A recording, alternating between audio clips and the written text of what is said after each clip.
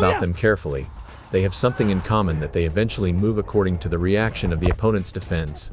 So, the attack is unconditionally advantageous because the words that are said all look at the defender's foot and hit it. However, in a real soccer game, when 22 players or spectators on the field are in the spotlight, it takes considerable confidence to continue dribbling while shaking the center of gravity of the defense until the defender stretches his foot.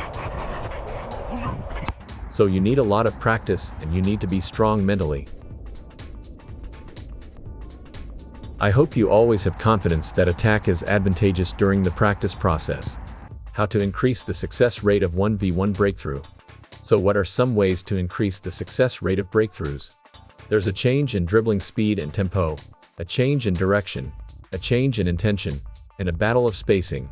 The change in dribbling speed and tempo is to go slowly and then suddenly fast, then suddenly stop, and the direction is to change the direction of movement or the direction of movement momentarily.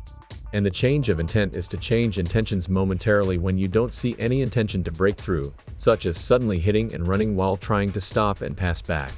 Did you notice?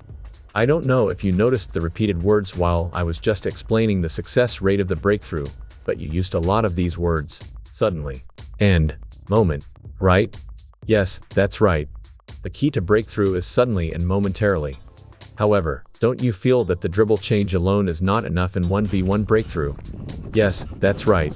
The most important key in 1v1 breakthrough is the distance between the attacker and the defender. In fact, 1v1 can be said to be a battle of distance control and timing. What if the distance is too great? If the distance is too far, no matter how fast the attacker gets the timing, they will have a hard time passing the defender.